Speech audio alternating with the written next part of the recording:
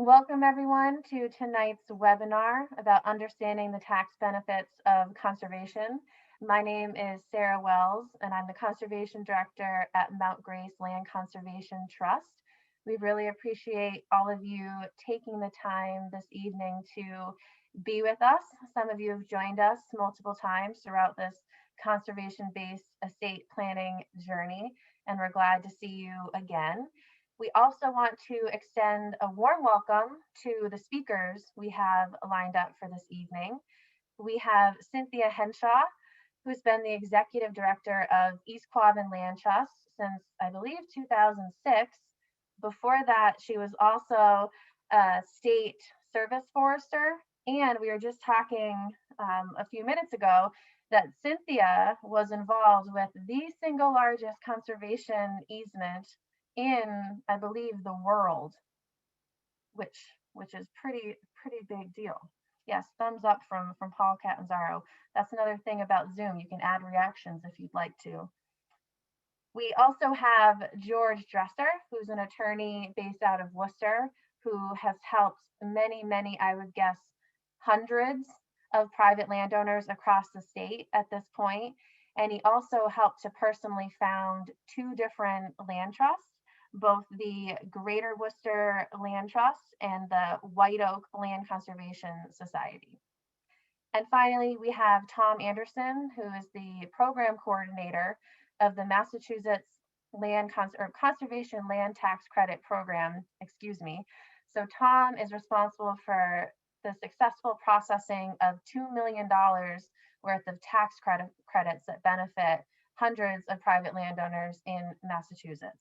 So hopefully, as you can tell, it's a great lineup and we're really excited to hear from all of them as we go this evening. This tonight is the sixth part, hard to believe, of a monthly webinar series that we started back in October. If you would like to catch up on webinars that you've missed or maybe want a refresher, all of the webinars are available to watch as recordings on masswood.org, and there's a link up at the upper right hand portion of the screen there. You'll note that this is the last webinar that's focused on a specific topic within conservation-based estate planning, but we do have one more webinar scheduled for next month on April 13th, and we really hope that you'll also consider joining us for that gathering. It's going to be more informal in that we're not going to record it, and it's geared exclusively toward helping whoever's able to show up really think about how to take all this information we've been talking about and translate it into a plan that fits your goals for your land and your family's goals, however they may come into play. We're going to hear firsthand from landowners who've already gone through this process and made some decisions. We're going to look specifically at some helpful resources and focus on how to find resource professionals and how to get a hold of them, and some questions that can be helpful to ask depending on what stage of the process that you're in. So again, we really hope that you'll join us next month as well. We, of course, want to acknowledge our funding source. So the Commonwealth of Massachusetts, through the Department of Conservation and Recreation, makes the outreach programming that we're doing tonight possible through funding from the Working Forest Initiative. And the programming itself is organized in a collaboration that involves Mount Grace, my organization, our friend Paul Catanzaro at UMass Extension, and the Massachusetts Land Trust Coalition. And we have two really wonderful women handling the logistics for all of these webinars, Kate Sutcliffe out of Mount Grace and the TerraCore program, and also Olivia Lukasic, who's a graduate student with UMass. So many thanks to both of them for, at least so far, there's still an opportunity for something to go off the rails, but we're 6 webinars in and they've kept everything going smoothly so far. Okay, I'm gonna stop sharing my screen right now and just talk for a moment about how we're going to approach tonight's topic, which can be a bit of a hefty one, talking about taxes. We are going to tackle this in 3 acts. The first act will feature Paul Catanzaro, and he is going to be teasing out the tax-related elements from each of the previous 5 webinars. And he's going to do that in the hopes that we can build a shared foundation ahead of Act 2, which is when Cynthia is going to do a deeper dive into some of those very same concepts and illustrate them with real stories and experiences from people who she's worked with out of the East Quabbin region. That should set us up well for Act 3, which is when Tom and George will join Cynthia and Paul, and it's going to be a discussion based on the questions that all of you will hopefully bring into the fold.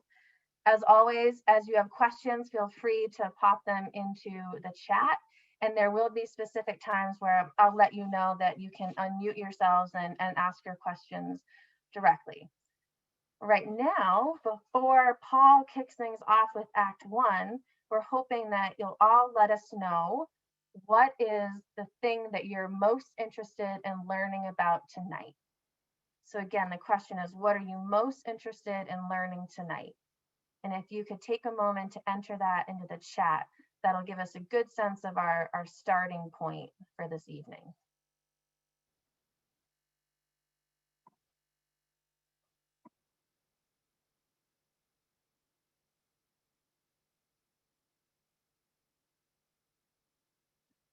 All right, reducing property tax, good.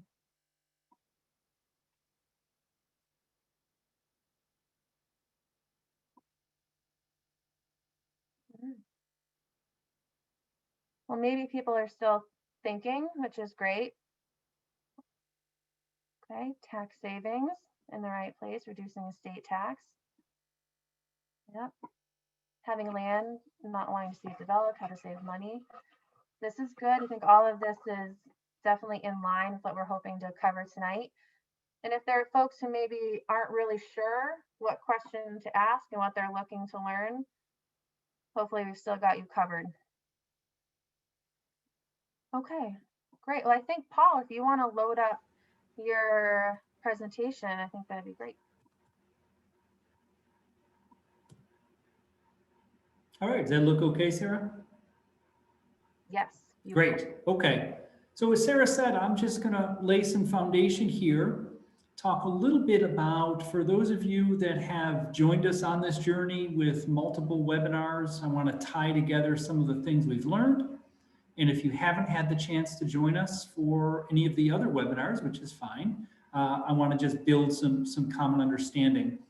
What I'm gonna start off with is which taxes, we're talking about when we're talking about conservation-based estate planning. There are lots of taxes. It's seemingly an infinite amount of taxes in the world. So which ones specifically are we talking about when we talk about the tax implications of conservation? And those are the property taxes, state and federal taxes, as well as the state and federal estate taxes. And so I'm gonna let the pros explain those, but I just wanted to set us off by just telling us up front which of those taxes that we're talking about when we're talking about conservation. And as I said, I want to go through and sort of start weaving together some of the things that we've talked about through the last 5 months. When we sat down to organize this back in August, September, we laid out a sequence of webinars that we saw as building on one another, and sort of finishing tonight with the tax implications, but wanted to just, again, take some time to make sure you're connecting the dots and also work into those slides while we're connecting the dots, what some of the tax implications of these are. Again, if you haven't joined us or you want to go back and see maybe one of the webinars, you can go to masswoods.org/webinars and the recordings are there. And this recording will be posted probably tomorrow. So the first thing we talked about was defining family goals. And for many landowners, one of the goals that landowners have is making sure they can decide who gets the land. And so we had a great conversation about wills and trusts and LLCs to talk about what some of those legal instruments are that can actually help landowners achieve that. One of the other questions we talked about way back when in October was in terms of you defining your own goals, is it important to you to maintain some or even all of your land in its natural undeveloped state? And then if it is, there are actually a couple of different options. One, you can do so permanently, and those are the conservation tools we talked about last month. And if you choose to do that permanently, to conserve your land permanently, there are property tax, state and federal income, and state and federal estate tax implications to that. And if you decide that you're not ready for a permanent step, that you want a temporary type of protection, then we have our Chapter 61 current use taxes that are affected when you make that decision. One of the other things that we heard from people is that they're interested in maximizing assets to heirs, and we saw that in the chat just a couple of minutes ago. People want to make sure they're not paying more taxes than they need to, understandably. And so that's what we'll talk about tonight. And there's even an implication we heard from people back in October about this concept of fair and wanting to treat heirs fairly, and certainly understanding the financial value of your land and mitigating any tax liabilities are excellent ways to do that. We then talked about in the second webinar, talking about passing on your land and using wills and trusts to do that. And that certainly satisfies the goal that most landowners have of being able to direct who the land will go to. But there are also some potential tax liability opportunities here in terms of avoiding some taxation, primarily with the estate tax, by using one of these indirect ownerships that we talked about, be it a trust or an LLC, to shift ownership shares over time. So even in this second webinar, we had tax implications. We then, in the third month, talked about valuing land, both ecologically and financially. And when we have a better understanding of the ecological value of our land, that can oftentimes lead us to logical partners. So as a landowner, we have our goals for our land. And if we are interested in conserving some or all of the land, then it will necessitate finding a partner to do that, a partner organization. And partner organizations, based on their mission, will oftentimes prioritize certain aspects and characteristics, certain ecological values, if you will, of the land. So understanding the ecological value of our land is a good way to connect with land trust, state agencies, and intersect with their missions. It can also help us better understand what some of the funding opportunities are. So certain ecological priorities may direct a landowner or a land trust, their partner, to investigate certain funding opportunities. Understanding the financial value of your land is certainly an excellent way to start the conversation about treating your heirs fairly in terms of having a sense of what the value of the land is, and therefore what maybe different siblings will inherit. There is certainly a tax liability question there. So will the total of your estate, including your land, which is oftentimes one of the biggest assets in a portfolio of a landowner's, will it trigger the estate taxes? And so understanding the appraised value can help us understand if there's a liability there. And then understanding the value of your land can also play into conversations in terms of whether or not you choose to donate the land or partial value of the land, what we would call a bargain sale, and have a federal income tax deduction to play with. So understanding the financial value of the land certainly has tax implications.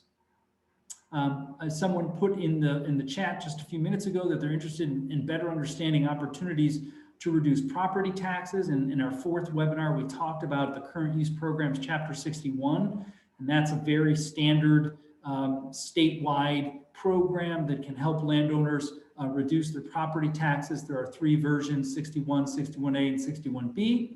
And so we talked about that. There's some information about that on masswoods.org. But I also just wanted to mention that Chapter 61 is a tool that can be combined with other conservation-based estate planning tools. So you can have a trust and have the land in Chapter 61, where you can have a conservation restriction and also be in Chapter 61, and we'll talk about that. And that brought us up to last month's webinar, which was exploring land protection tools. And so we had a wonderful speaker from Essex Greenbelt, Vanessa, talking about some of the permanent conservation tools you can use to achieve your landowner goal of keeping your land undeveloped. And I just wanted to bring this back around to the tax conversation because as you all well know, that you can donate, you can make a donation of money to a number of charities, your favorite charity, whether it be breast cancer research, it could be an SPCA, it could be your local church, but there are actual tax breaks when you do that. And so within the IRS code, there are also provisions for charitable contributions for conservation. And within the tax code, there are some specific aspects that one needs to meet in order to receive those tax breaks.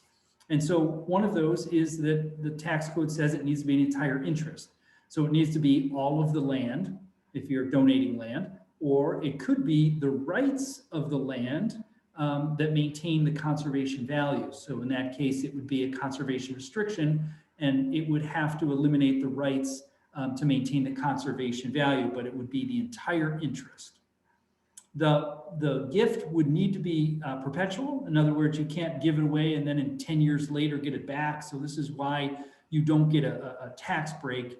Well, you get a property tax break, but we're not getting the federal incentive tax breaks and so forth that you will with a conservation restriction, because Chapter 61 isn't permanent, nor is a term easement that may only last 20 or 30 years. So it needs to be perpetual in order to get that tax break. It needs to be made to a qualified organization.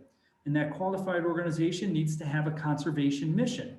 So for example, a local land trust or a state conservation agency like the Mass Department of Conservation and Recreation, or Mass Wildlife or Department of Ag Resources would all be qualified organizations that one would need to work with in order to benefit from those tax benefits.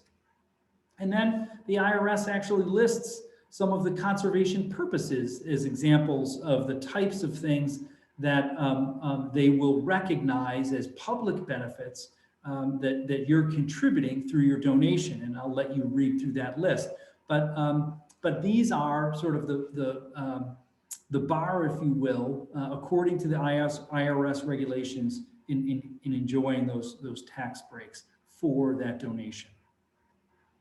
And that just sort of brings us to the last slide, which is, this is a great opportunity, I think, to bring all those parts together, to sort of weave together a variety of the aspects of these webinars. And this is the reason we put it as the last formal webinar. We have another one next month on moving forward, but this is our last formal webinar, and thought it would be an excellent way to sort of bring this all together, all of the planning pieces, all of your goals, Chapter 61, the value of your land, and bring it all together to talk about taxes.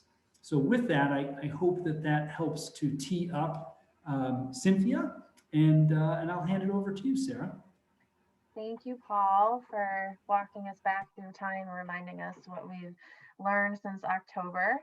And I'm excited now to begin Act 2 with Cynthia. And I have to say, East Quabbin Land Trust shares some overlapping region with Mount Grace. So I've had the very good fortune of working with Cynthia in the past, and I can't overstate how much I enjoy working with Cynthia and how much I value her input and her perspective.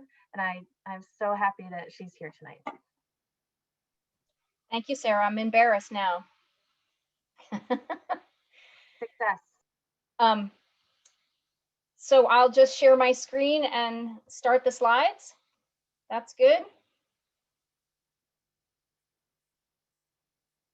Great. I'm so glad everybody is here, and just want to acknowledge that these are going to be, we're going to go through these pretty quickly. And so there's no doubt going to be plenty of questions or things that I'm not, diving into deeply enough for you, but we have time at the end to talk about that, whatever your questions are. So definitely hang on to those.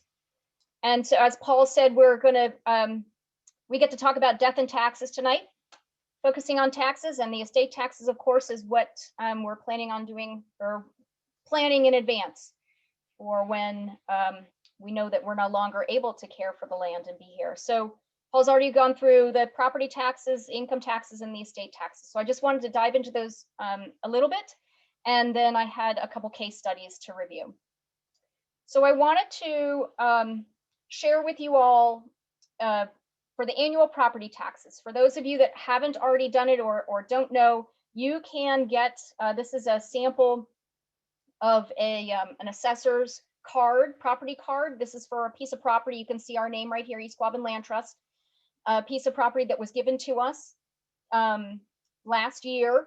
Down here at the bottom, you can see that it's a total of 16 acres, and it's categorized with field crops and then non-productive woodland is basically the way that is. And so one of the things that I wanted to just show you about the property tax card on the next slide here is just a blow up of that kind of upper right-hand corner so that you can see that this land is enrolled in Chapter 61A. And that comes with a current use code that always starts with the 7 in front. If you were in Chapter 61, the code would start with a 6 in front, or if you were in 61B, it would be an 8 in front. And just so that you can tell your codes, and you would then know based on that you're in one of the land's already enrolled in one of the programs. So you can see from this that the two different parcels have different assessments. And then because we're in 61A, we get the reduced assessment.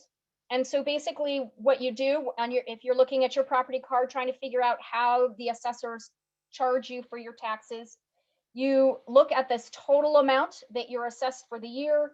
You would multiply that by your town tax rate, and that's what your annual bill would be. So people want to, if you want to reduce your property taxes, your annual property taxes, enrolling in one of the current use programs, the Chapter 61, 61A or 61B programs is a great way to do that. I know there was a whole webinar on it before, so we won't talk about that, a huge amount right now, but just to be sure that is the way to control or help control the property taxes. So, and then the other piece of that is, and when we're talking about permanent conservation of the land, that can also reduce your annual property taxes, because basically your assessment here for the land component should go down, because if you put a conservation restriction on it, you no longer have the ability to develop. So it should be a reduced amount. Not every assessor understands the process or knows how to do that. So sometimes you may need to talk to them directly and show them your appraisal report or those sorts of things, so that they can understand why they need to reduce the value on your land. And in some cases, you may just decide it's just easier to enroll your property in one of the current use programs, 61, 61A or 61B, because that is a program that assessors know and know how to do that. And they know how to run through that process. And one piece, if you are trying to talk to your assessor, you've put a conservation restriction on your land, you want to reduce annual property taxes, just be aware too that the value of your house may in fact increase, because depending on how towns do that kind of assessment. So that I've heard other people have that happen, that their property value, their house values went up, but their land values went down. So the other piece that we want to talk about a little bit is income taxes. So federal and state income taxes. So the left-hand column here is about when you're making a gift, and the right-hand column is about when you're selling, and some of the implications that you need to think about. So when you donate, there's a federal deduction, right? So whenever you're making a charitable gift, there's a federal deduction for that. If it's a fee donation, you can take a deduction of 30% of your adjusted gross income for the year of the gift. If it's a conservation restriction, there's more generous benefits for that. You can take up to 50% of your adjusted gross income. And then the program that Tom runs, this Conservation Land Tax Credit program, that's a tax credit. So that's actually a tax payment that comes to you for the gift that you make. There is a 3-step process. You apply to make sure that the land qualifies. Then you get the appraisal done, and the appraisal gets submitted to Tom and reviewed and approved. And then that's when the money actually gets set aside for you. The tax credit gets set aside for you. And then once you have the approval to move forward, then the third step is to go ahead and actually do the transaction, which includes not just the conservation restriction or the transferring of the deed, but it's the title work, it's any survey work, all of the other pieces that go with that. And the Massachusetts Conservation Land Tax Credit Program, that can reimburse landowners for 50% of the value of your donation up to $75,000. So there is a cap on what the amount of tax credit that can come back to you. Oftentimes I talk to landowners, and we try to work it out so that both the federal deduction and the state conservation land tax credit can happen, so that there can be benefits from both of those programs. There's different timing and different requirements for each, and so you do have to be careful about how you set it up, but it is possible to do. And I guess the other thing that I want to just say is, so if you sell the property or sell the conservation restriction, your tax implication, basically what you're doing is you're taking, you know, part of your assets that was in land and you're changing it to cash. And so you will have to basically announce that that cash amount that you have gained.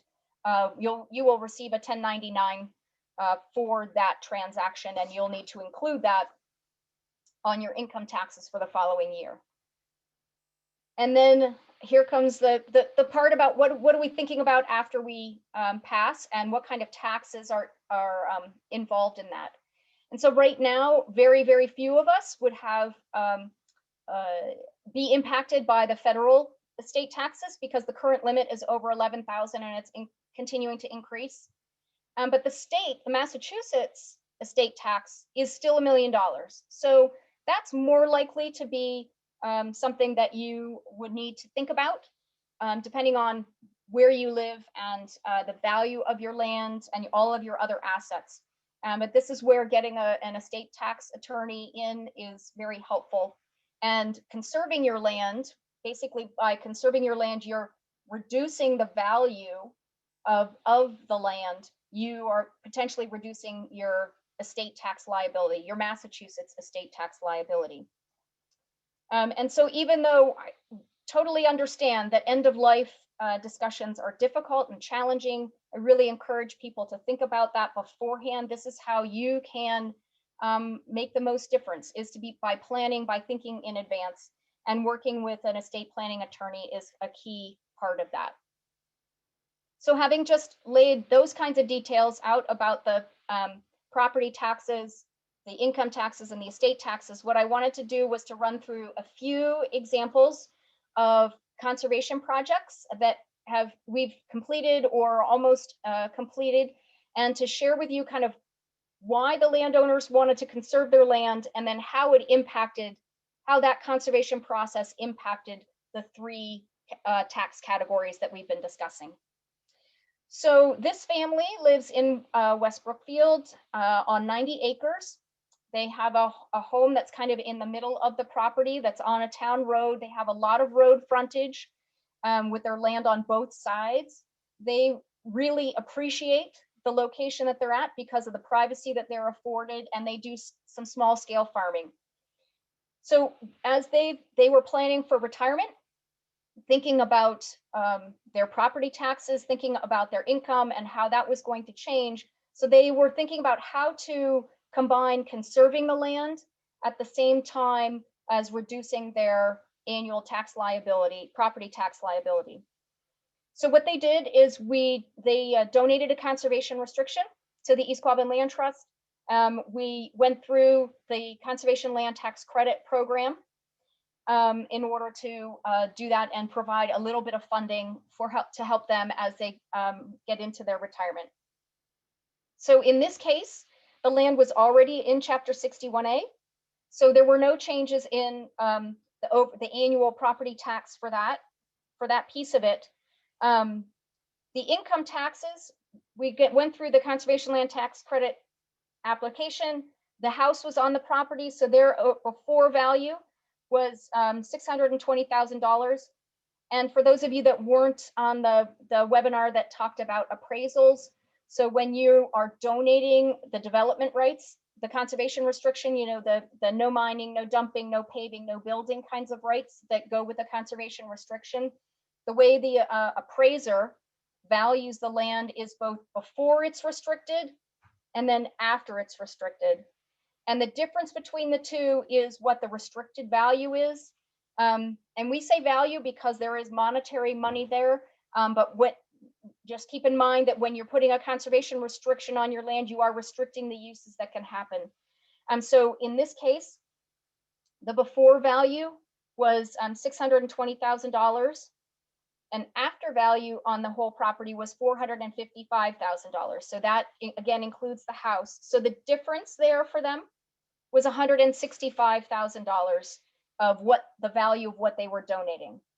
Now, because they went through the conservation land tax credit application process, they were able, $75,000 was set aside for them. And so they did receive that payment the year after, like when they filed in year 2. If they make the donation in year 1, in year 2 is when the tax payment actually came. So in that year when they were filing for their federal income taxes, they had the federal deduction of $165,000, which they could take the 50% adjusted, they could take off 50% of adjusted gross income, and then they could carry that forward. Because that program you can carry forward for up to 15 additional years. So that's what happened with their conservation, with their income taxes.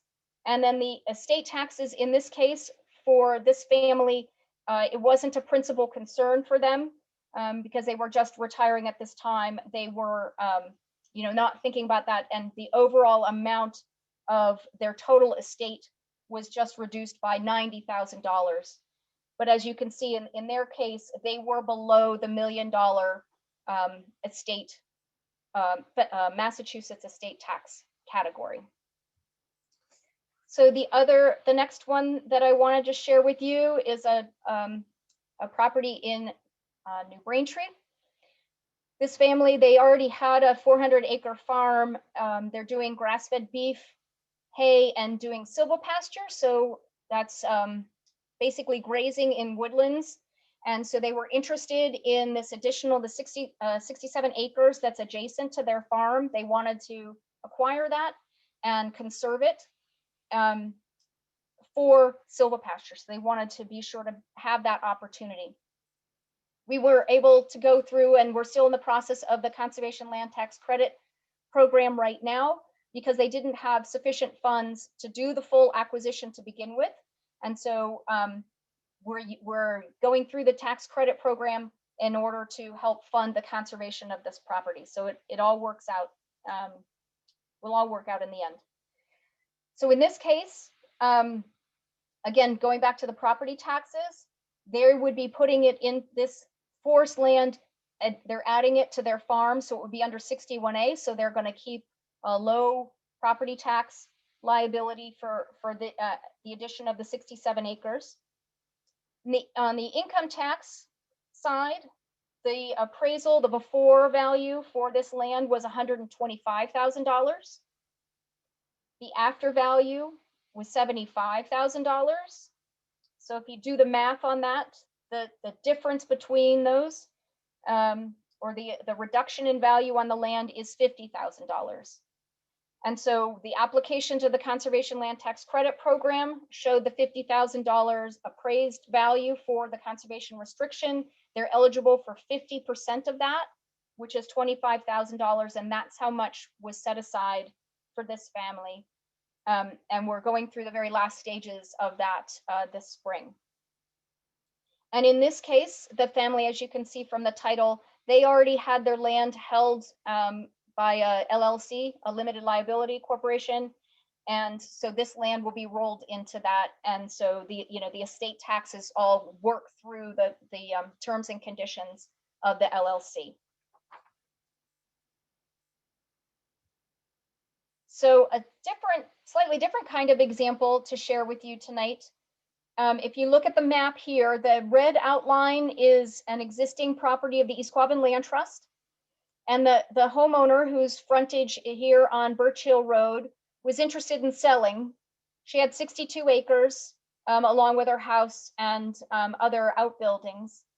She is in the process, of course, of selling her frontage as well, but she wanted to conserve the backland, and so we worked with her to do that.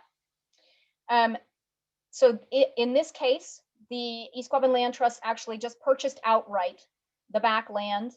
And so what that did for her property taxes, of course, it reduced her property taxes because she sold the land, right? So she had fewer acres to pay her property taxes for.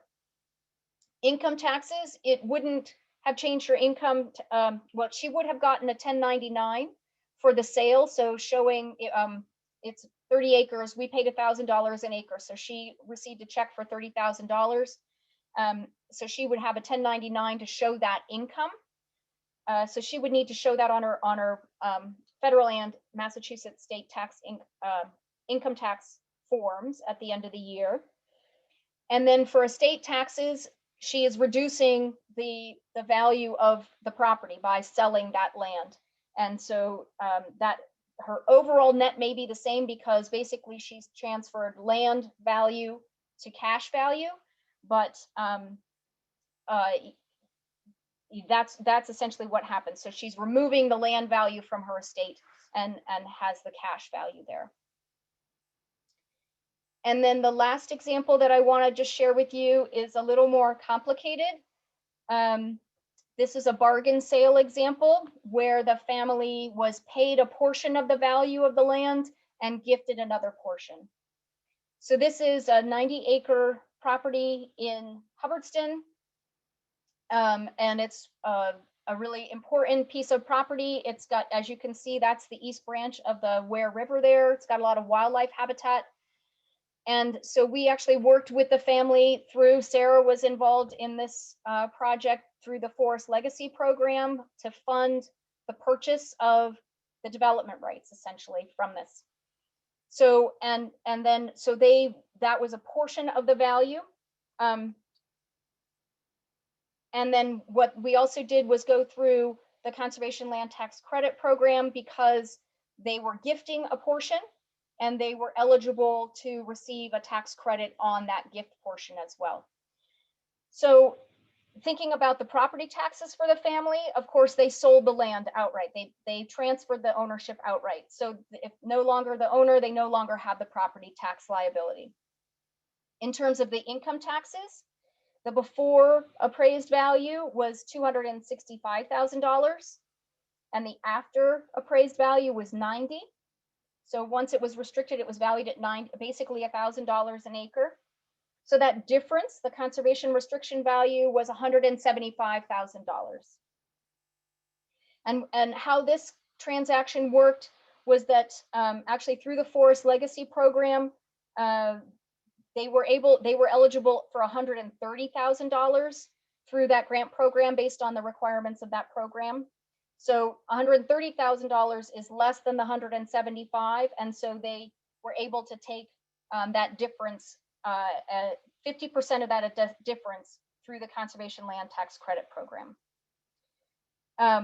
And so that was the income tax implications for this example. And then the estate taxes, of course, they've reduced their estate taxes because they've transferred the land out of their estate. Those were the examples that I had to share.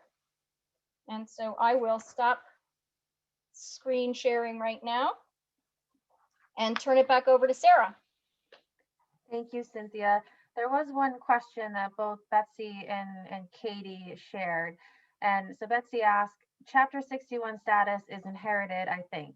Does that mean the appraised value of Chapter 61 property for purposes of estate taxes would be the Chapter 61 value?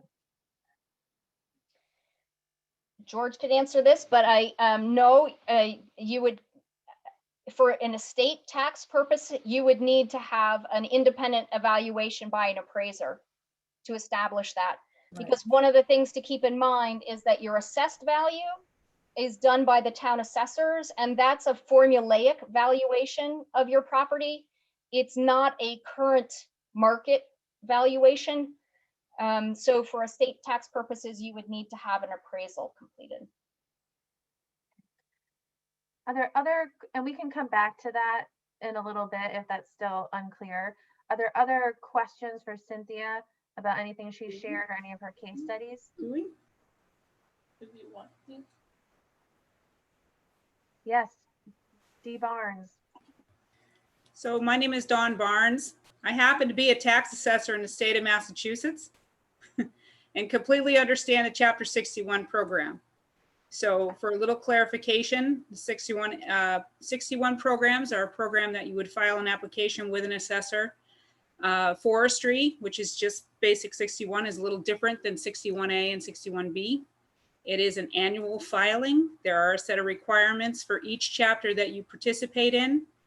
And the question is a little bit vague that was just asked about whether or not they're inheritable. The application goes with the land. It's a voluntary program. You must meet all the requirements in order to participate in it. The adjustment in valuation does not affect the house value. I advise you to call your assessor. They should be able to go over this with you pretty easily. It's a well-known program across the state of Massachusetts.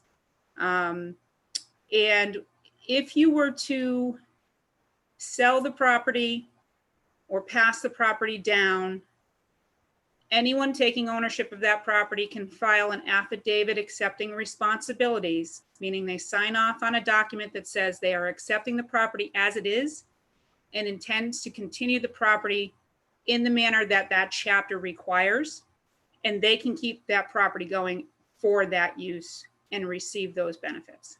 It is a voluntary program. You're able to get out of it at any time, but there are some things that come along with it that you're going to want to make sure you understand before you enter into it, because there is a property tax lien that's put on against your title. My advice as an assessor is to tell people to take a look at a document called Owner's Rights and Obligations.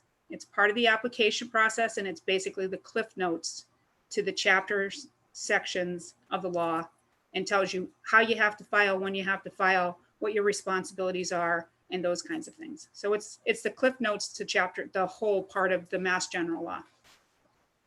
Great, thank you, Dawn. And we can find that and email it to folks after the webinar. Kate also put a link to a Chapter 61 publication in the chat a little while ago if people wanted to look at that.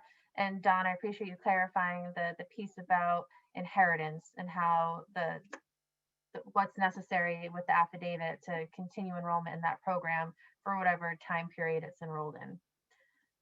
Okay. I am not seeing other questions in the chat, so I think we'll go ahead and thank you, Cynthia. And now Tom and George will join for the Q&A portion. Tom, as program coordinator for the Conservation Land Tax Credit program, I wonder if you have anything that you'd like to add about your program, particularly given that Cynthia just referenced it pretty heavily and it's come up and been a popular topic throughout our series. Sure. Thank you, Sarah, and thanks for having me tonight.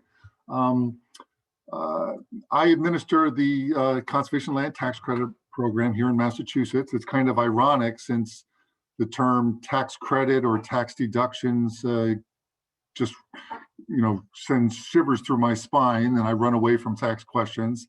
Perhaps many of you have that experience too. But I can tell you that this tax credit in Massachusetts, at least this component of your taxes, we try to keep it as simple as possible. We strive for simplicity. Cynthia had mentioned that there's a three-part process. The whole point of that three-part process is just to provide some certainty for you as the landowner in you're going to donate this land or you're going to donate a conservation restriction. So back at the beginning of the program, it actually was the land trust that lobbied very hard when we were doing the regulations saying, hey, landowners need to know for sure. It can't be the type of deal where oh, you donated your land and then, oh, we ran out of money at the end of the year and so we can't fund your tax credit. Or we don't want you spending a lot of money on appraisals or surveys and things like that. And it turns out, we don't accept this land. It doesn't have enough conservation value, or other things that could happen. So the idea of the part 1, 2, and 3 is, I'll explain briefly. Part 1 is you don't have to spend any money on anything. You just make the application saying, hey, here's our land. It's 25 acres. This is its location, the assessor's map and parcel number. And we ask you to tell us about the land. Tell us about its conservation value, some of its history, whatever. But tell us about the land. We then review that information. We compare it to some of the maps of natural resource values that we have, things like Biomap 2 or water supply zone 1 and 2, agricultural soils, forest soils. And then we make a call as to whether or not that land is has enough conservation value to be into the program, and then we let you know. So part 1 approval is just that. You haven't spent any money. You ask, hey, is my land good enough for a tax credit? And I can tell you this right now, that certainly if you're working with a land trust, they know all about our program, and so they already know if land is going to qualify. And very likely a lot of your land out there is going to qualify. We're looking for conservation land, open space, water supply, and the number of acres that's involved. 20 or 50, 90 acres are all very well worthwhile. Then they would qualify for the program. The part 2 approval is to establish, okay, what's the value of the gift that's going to be? And that's when we ask you to do an appraisal and tell us what the value of the land is going to be, or in the case of a conservation restriction, what is the value of that? And also include, is it going to be a bargain sale? Or are you going to be paid a little bit of the value, and you are donating through a bargain sale? So we'll want to understand what is the donation value you're going to make, and then we look at, hey, how much money do we have available? Because part of certainty is we want to put that money aside for your tax credit, no ifs, ands, or buts about it. And so if you are making a $150,000 gift, either through the CR or through a fee donation, we want to put aside $75,000. So we'll go ahead and look at where the money is. Right now, because the program is very popular, we are booked out to 2024. So that means that 2021, 22, and 23, we've already had a lot of folks apply for it. And we've put that money aside, so we're not going to promise that money to anybody else. It's already been promised. So if you make application right now, we would actually be awarding money for 2024. We put that money aside. It's in a lockbox. No excuses. When 2024 comes, that money is put aside for your tax credit. There are situations where applications move up in the timetable, particularly at the end of the calendar year. A project, for whatever reason, runs into a stumbling block and says, hey, I can't do this in 2021. Can I do it in 2022 when I get this, title issues straightened out? And so in those cases, we're looking to switch. And so I'm desperately looking around, and I contact the land trust and say, do you have somebody that's ready to go and wants to maybe do it in 2021 instead of 2022? And so 2024 is a long way away. But get into the queue, get the money reserved, and then, if possible, we can move you up. We can see what happens there. Okay, so that's the part 2 approval. We put the money aside, no excuses. The money is there in the future when you actually do have to make the gift in 2024. In that particular case, the money is there. And then the part 3 is just anything else. If there's, with the title exam, with the surveys, is there anything funny about this transaction, or the history of the land? Is there anything that we in the tax credit program are going to maybe object to after the deal is closed? And we look at the title and say, oh, we didn't know about this. So part 3 is just usually the title exam only, primarily.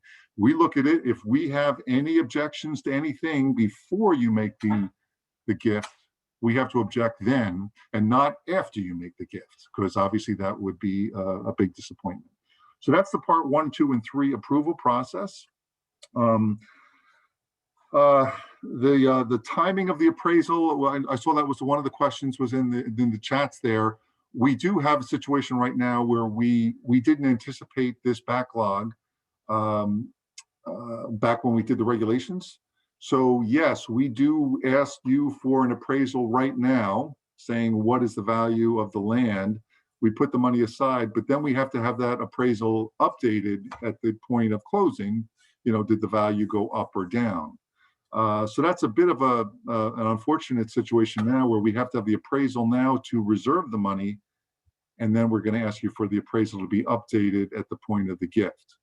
The good thing is, though, at the point of the gift, you can do it at that point, and then you're in compliance with federal IRS requirements or something if you're also doing a tax deduction federally. But the appraisal has to be, you know, updated at the time of the gift is actually done.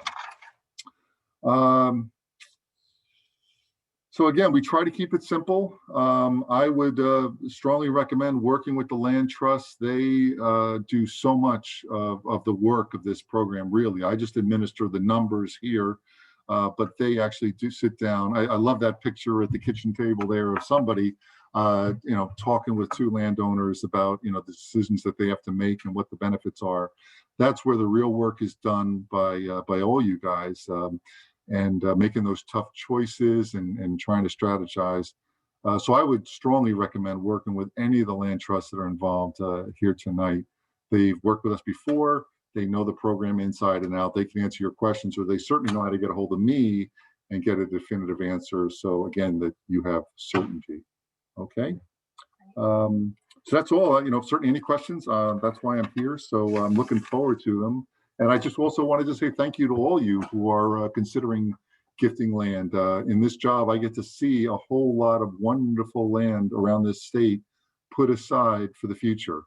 And those are tough choices to make for the landowner and of incredible value to all of us in the Commonwealth. So thank you very much. So any questions, I can take those. Great. Thank you, Tom. Before we pull George in and get back to some of Betsy's excellent follow-up questions, I just wanted to reinforce a couple of points that Tom made. One is when he talked about the current cap on the funding that's available. Buzz Constable of the Massachusetts Land Trust Coalition added in the chat that there is a lot of energy right now behind trying to increase the amount of funding that's available every year, and that would go a long way in addressing that backlog. And that's something that the folks at the Nature Conservancy are also working hard on advocating for. Tom also mentioned the value of working with a land trust. And I just want to underscore, although obviously I'm coming from a biased position, that working with a land trust is incredibly helpful in the tax credit program, because they will help you manage all 3 of those parts that Tom talked about. So it's Cynthia or it's me who would make the maps, fill out the application.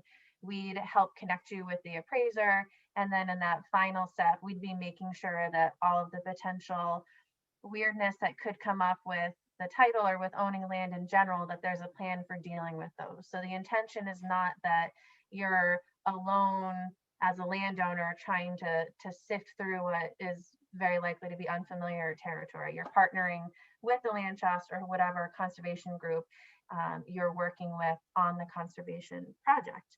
And finally, in case we didn't give this quite enough emphasis, the tax credit is so unique and I think a progressive conservation tool because it's independent from income. I think people are very familiar with the idea of getting a deduction based on your federal income, but the tax credit is totally different. It's not based on your income. It's based purely on the value of what you're donating based on that appraisal. So you end up getting paid for doing a donation. And that's something that I think can take a little bit to wrap your mind around, but it's a hugely progressive and powerful tool that we have at our disposal in Massachusetts. And I'm really thankful that Tom is on the other end of those phone calls and in the program and helping to make all of this work. Okay, George, the All right, attorney. could I just Yeah, One quick, one additional point, just for those, as we're talking about tax credits tonight and tax deductions, the state conservation land tax credit is a refundable tax credit. So that means, not unlike the federal, which I don't understand completely, it's not over the course of years or percentages of it is a refundable tax credit, which means at the end of the year, you do your taxes and you get the credit. If it's a $75,000 credit, that's a credit into the credit column of your state taxes. So at the bottom line, when you deduct all the tax liabilities and you add in the tax credits, the state, sends you the check directly for that year. So it's not over the course of years and it's not percentages. It's a refundable tax credit. So it comes in the form of a check and it's done. That part is done at the end of the year. So it's easy. right. Great. Thank you for making that point, Tom. George, is there anything that you'd like to offer in the way of introduction?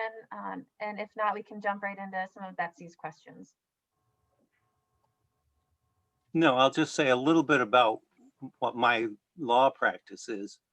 I represent a number of land trusts around Worcester County, and I represent landowners who are doing transactions with land trusts or often with the Commonwealth. And I also do estate planning for landowners and estate planning for people who don't own land. So those are the areas that I'd be happy to entertain your questions on. Thank you, George. That's helpful. So Betsy's asking a follow-up question in the vein of Chapter 61. So in the event that, for example, there are heirs and they sign an affidavit to keep the property in Chapter 61, Betsy's wondering what the value is from the point of view of the inheritance tax. Could you help to disentangle those a bit? Yeah, Cynthia said a minute ago that the estate tax works based on the fair market value of the land, what the appraisers call highest and best use, which basically means how can you use that land to get the most money, which basically in Massachusetts generally means how many houses can you build on it. So that's the way it's been looked at for estate tax purposes since we've had estate taxes. But just a couple of years ago, Massachusetts has passed an amendment to the estate tax, which lets you use current use valuation for land that qualifies for Chapter 61. And it's a wonderful feature for people who have land because, as you know, the valuation for Chapter 61 purposes is pennies on the dollar, and it can save you a lot of money. And land can qualify for it that is not in Chapter 61 as long as it would qualify as forest land as defined in Chapter 61. And what you get is, depending on what the land would be valued at fair market value, you may save a huge amount of estate taxes. You get, it's similar to Chapter 61 in that you, the Commonwealth holds a lien on the land for a 10-year period.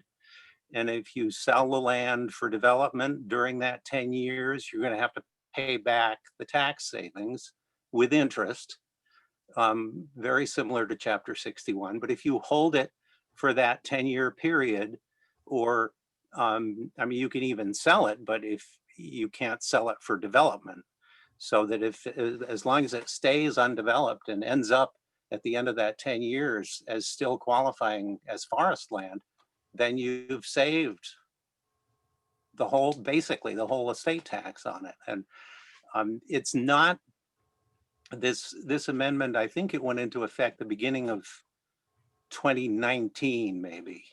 And it doesn't appear, as far as I can tell, it's not in any of the literature that the Department of Revenue publishes about the estate tax. The only thing I've found on it is the statute itself. And so I'm not usually fond of quoting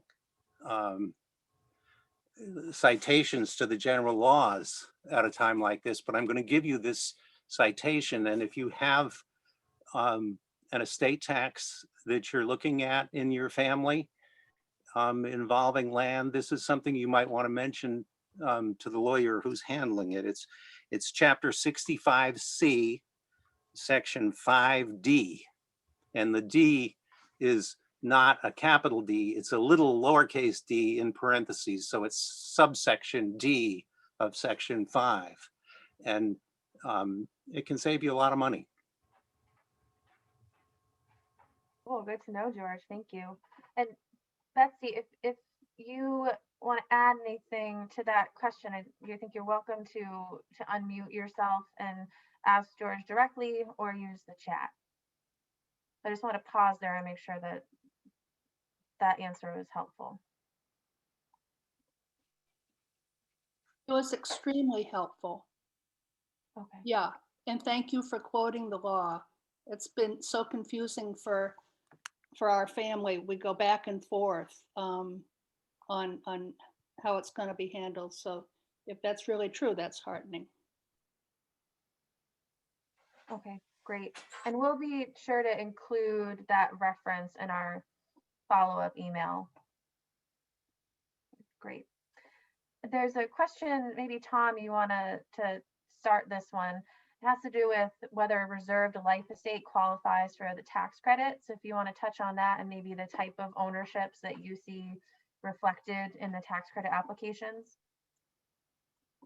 Yes, it does qualify. My recollection is we may have had one of those, so I don't have a whole lot of experience with it. However, it would be the usual approach where the gift would have to be appraised, its value today.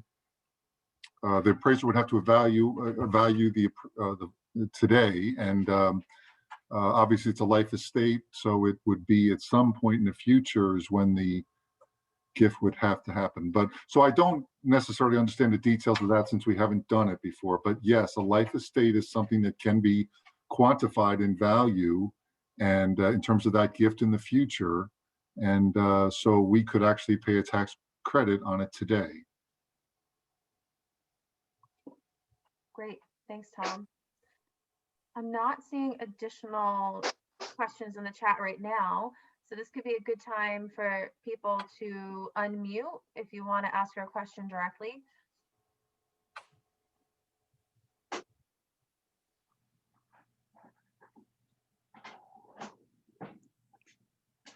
Okay, well, looking through what people were asking or saying that they wanted to learn at the top of this, let's see if there's one that we can start with there. So Buzz brought up something about potential changes to the estate tax. Buzz, do you want to expound on that and see if that's something that we can talk about? Yes, I think the moral of my question is going to be talk to George or your estate and or your accountants, because with the new administration in Washington, the estate planning honchos in Washington and New York and the other financial centers are thinking a lot can happen. And that does include, for example, things that are very important to people who own real estate, like reducing the step up in basis for inherited property, or significantly, you suggested that the base estate tax might go up from 11. At least a number of people are thinking it might go down, and estate tax rates might go up. So I think the moral of this is really to say, geez, talk to the lawyer, talk to your lawyers, have it done the right way. But I wonder whether George has any, or anyone else has any thoughts about it. It is a time of change, that's all. Yeah, I gave up a long time ago trying to predict what Congress was going to do. But I agree. It's certainly a time when changes happen, but I don't know what it's going to be. Right. I just think it's cautions the word, not to not do something to protect your land. It may be good to do it more rapidly, or to do it in this tax year instead of the next tax year. But it's just something that one ought to be aware of when talking to their tax advisors. Thank you, Buzz. That's a good point. Okay, let's see. So Meredith had posed a question earlier in the chat about the advantages and disadvantages of each benefit program. And that might be a broad enough question that we could try to flesh out in a little more detail. Let's see. George, what do you think about that question? Well, I'm not sure I understood the question, but if you're comparing different approaches, a lot of this comes down to the specifics of the land you're talking about and the specifics of the situation that your own financial situation and family situation and all of that, what makes sense in one situation might not in another. I don't think I'm coming to grips with the question. Sarah, let me jump in a second here. So, and Meredith, please feel free to unmute just to make sure we're going to hit the information you're looking for. But one way to cut this would be, so we've talked about the Chapter 61 current use programs. That's been mentioned a couple of times as a way to reduce property taxes. And then we've talked about some of these other tax benefits, including the mass land tax credit, federal income tax credit, making sure you're dipping below the estate if there are some estate taxes.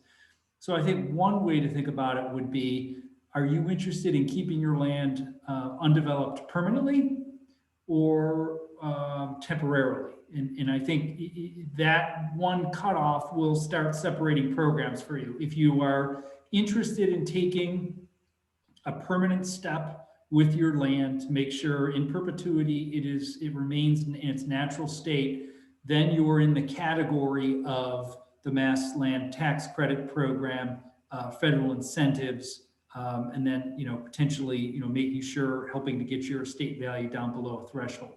If you are not ready to take that step, then I think it's the current use program, and that would really only affect your property taxes. So I guess I'm just trying to think of a way to sort of start parsing out some of the programs.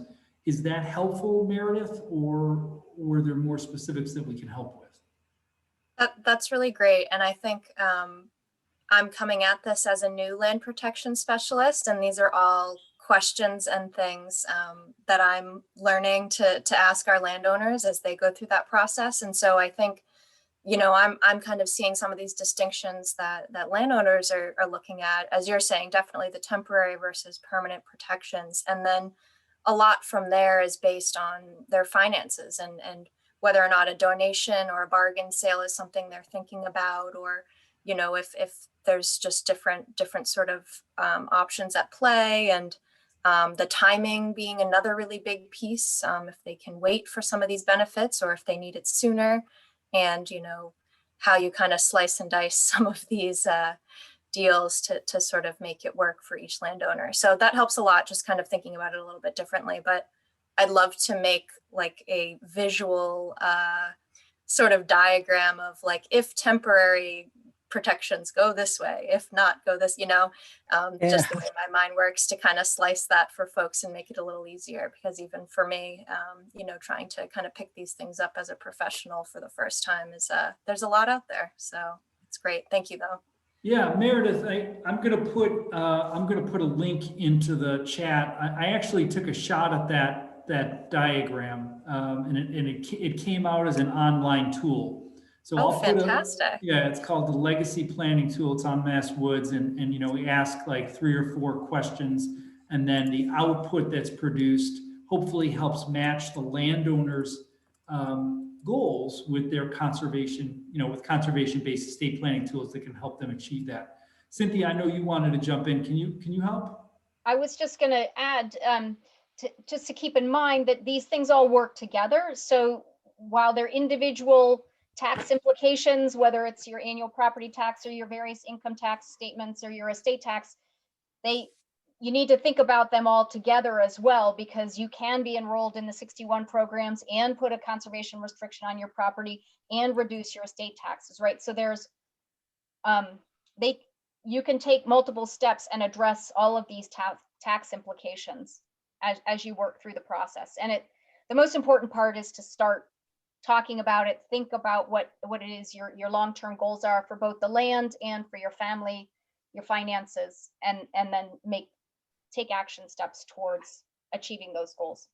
Because as Tom said, one of the Conservation Land Tax Credit Program, we have a lot of landowners who are able to donate some value, but not all the value. So having that tax credit program has been very important for a lot of landowners in our area. But there is that time frame and that right now the long window. So until we can get the annual cap increased for all landowners in the state, we're looking at 2024 for landowners right now. Yeah. Emily, I noticed that you came off mute. Did you want to ask a question? I wanted to ask, first of all, is this available for my family to listen to later? My 4 siblings were not able to be here tonight and listen to this. Yes, absolutely. The recording should be posted maybe even as soon as tomorrow. If you look on the masswoods.org website, and it's /webinars. Masswoods, what is it? .org. .org. Yeah, and we'll put it, we can put it in the chat as well, but it's Webinar. masswoods.org /webinars. Awesome. Please. Thank you so much. And I Emily, we'll guess send I out an wanted to, email, that has the recording. So if you were registered tonight, you'll get a follow-up email that has some of the resources that we talked about tonight, as well as the recording. So that should go directly to you as soon as we have those materials together. Thanks, Lydia. wonderful. Emily, do you have a Great. second question? Well, just we're small potatoes. We have, my parents were both teachers and they used the land for really great purposes in retirement. It's only 12.5 acres, but they're both gone now, and they converted the land into like a school of gardening. So the 4 of the 5 of us want to conserve the land for perpetuity, to just use it for a little bit of, maybe recreation. I don't know. There's some miscommunication about whether we could designate it as agricultural, selling. I don't know. I don't know if I'm confused that you've got to sell so much amount to keep it in that designation, for Right. for the year. So we're just on the fringe, we want to afford to keep the property, but right now that 2024 sounds kind of challenging. So I don't know if there's any input as to whether we could keep the property going. We'd have to decide as a family, but it's got some really, it abuts on a conservation, an old rail trail. So the land has a little pond, and it's a really nice piece of property with barn and some undeveloped land in the back. So we want to use it for the community. So I don't know. Yeah, Emily, I think we could break that into a few different components. One of them is, it sounds like the chapter 61A piece about the annual sales. And Paul, please jump in here if I'm getting this wrong. My memory is that it's a baseline of $500 a year with some additional amount per acre. Can you? For selling, you mean? For selling any like agricultural product, or?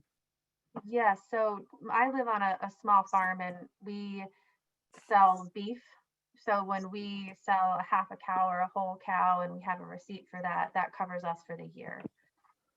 As one example. Other people have maybe a ledger from a roadside egg stand, and if Dawn is still on the call, maybe she wants to weigh in about things that she sees as an assessor for people justifying that 61A income. So you can, it's based, the amount that you need is also based on the crop that you're growing.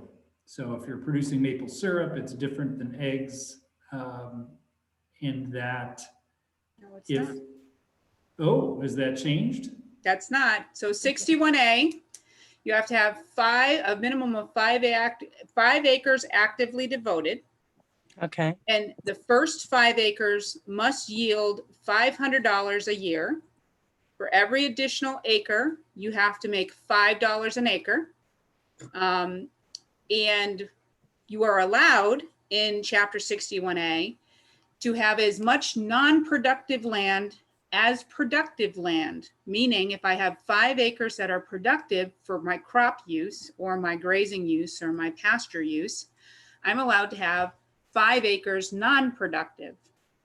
And the reason being is for that you could rotate your crops. So in that case, if I had 10 acres and 5 of them were productive and 5 of them were non-productive, I would have to make $525 in 1 year that I claim on my income taxes somewhere, whether you put it on a Schedule C, a Schedule F, or just on your income tax under other. And just for that, going into Chapter 61A, you have to, when you first come in, prove income off of that land for 2 years prior, income that you have claimed on your income taxes. So if you're thinking about this in the future and you are yielding anything from your land, make sure that you're claiming that income, or that if you make the decision that you want to go into these voluntary programs within the taxation part of your planning, that you're prepared for your first application, because you need 2 years of prior income that you've yielded from a product off of that property in order to qualify for Chapter 61A. And then each year after that, you just keep showing them that you've made your minimum amount from a yield off of that product. So the definition of income is a product brought to market. Now, a lot of farmers like to barter with each other, so you got to make sure you keep at least enough of your product to market written on your income somewhere.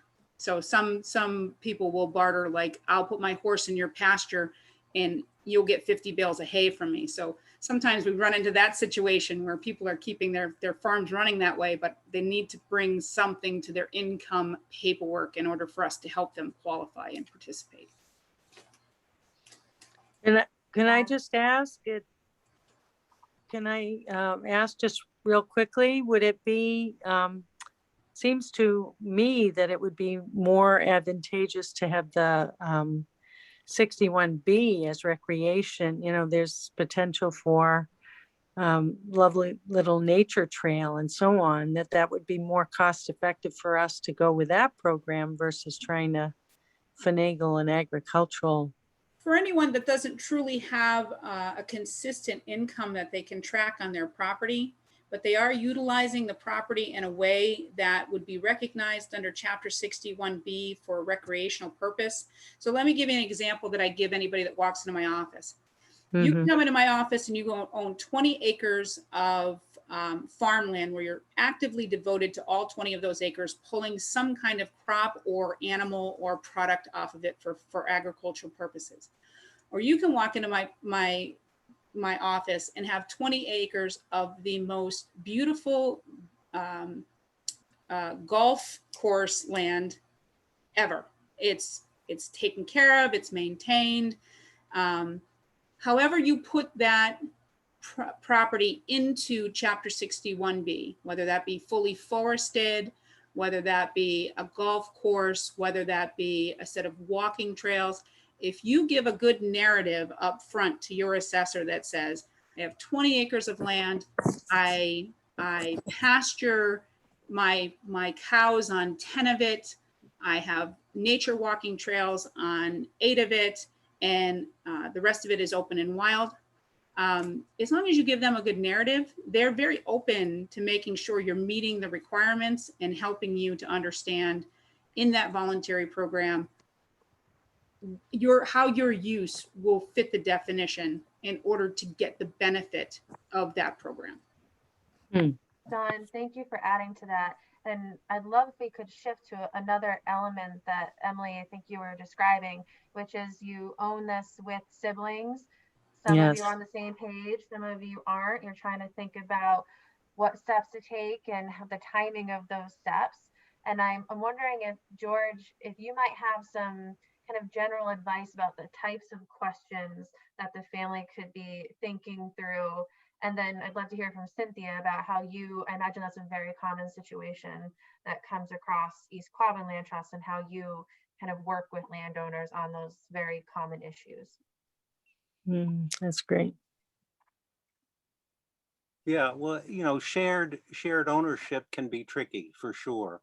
And making sure that your goals are similar, for the long term, I think is important. And having a discussion about, how long do you want to own this land, and do we want to have it permanently protected as conservation land or temporarily? I mean, so far it's been a discussion about the current use taxation, but maybe there's a need there for a conservation restriction to permanently protect it, if that's what the family wants. But if you've got 4 people involved, the most important thing is to see if you can come to agreement about what you want, because that's Right. where it often gets, especially when you are looking at trying to hang on to land for a long time. It gets trickier the longer the period of time you get into another generation and more people, and the planning can get very complex, and you need ownership vehicles and things like that to think about if you're really looking at long-term ownership.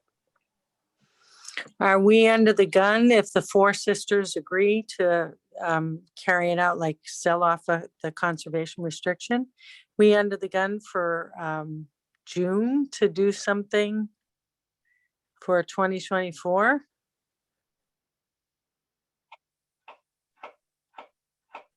Are you talking about your application to the Conservation Land Tax Credit Program?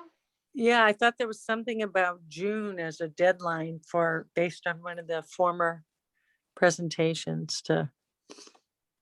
It's a rolling application process, so we don't have a deadline date of June or any other time of year.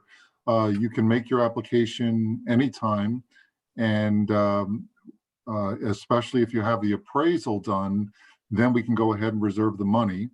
You're not obligated still to make the gift in the future. It just reserves the funds. Obviously, when we get to 2024, we're going to expect you to move forward with the gift, because we don't want to just, lose that money if it doesn't get spent. But no, there's no time crunch right now for making application, other than the fact that, we continue to have more folks apply and get approvals. Right now, things are kind of slow in the last couple of months. Sometimes we get a big surge, and I think right now we have, for 2024, we have about $1,400,000 is available to be assigned to tax credits. So there's plenty of money right now in 2024. But Emily, could I also just throw in a little bit of additional information? You had started there almost apologizing. You only have 12.5 acres. I work with, all over the state for tax credits, and especially down on the Cape, we go as small as half-acre projects. Okay. Because you'll have, yeah, we're talking to a lot of Western Massachusetts folks here in Central Mass, where 50, 60, 100 acres is quite typical. I know, but I also work a lot with the Cape Land Trusts, and they protect very small areas. But with the tax credit program, it does have to be protection in perpetuity. Right. I wanted to make sure that that's emphasized. It can't be for temporary things. It's in perpetuity, the land has got to be protected. So on the Cape, you'll have access to other conservation land from the roads, so small parcels could be donated. Obviously, some valuable resources, so salt marshes or something, or right on salt marshes or wetlands, whatever the case may be. But yeah, we can go down to very small parcels of land that are eligible in the tax credit program. Great, thank you. For making that point, Tom. I want to recognize that we're coming up on 8 o'clock, Our presenters have all agreed to stay for a bit longer for people who are interested in that, but we do want to be sure to formally end and stop the recording by 8 to respect everyone's time here tonight. So I want to make a final thank you to George, Tom, Cynthia, and Paul for presenting tonight, for all of you for being here. Kate put a link in the chat to the evaluation. It would be particularly helpful to have your feedback after tonight, because again, this is our last kind of formal content-based webinar, and we're trying to think about what kind of outreach we hope to do next year.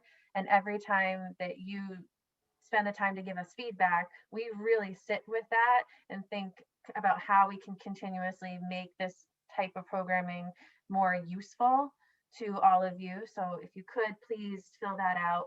And again, we really hope to see many of you in April, because we'll be getting into the very types of questions that Emily is bringing up about how to take the next step and who to contact. There's a guide on MassWoods called the Startup Guide. It's a companion publication to the Protecting Your Legacy booklet that I think many of you are very familiar with. It's only a few pages long, and there's a checklist in there, and it can be really helpful in trying to think through, okay, here are the steps, and here's a way that I could methodically try to gather information, have conversations with my family, and try to advance our thinking in whatever conservation-based estate planning tool that you all ultimately want to use. So that's just a teaser of one of the resources that we'll be looking at next month in April. With that, I think we can stop the recording.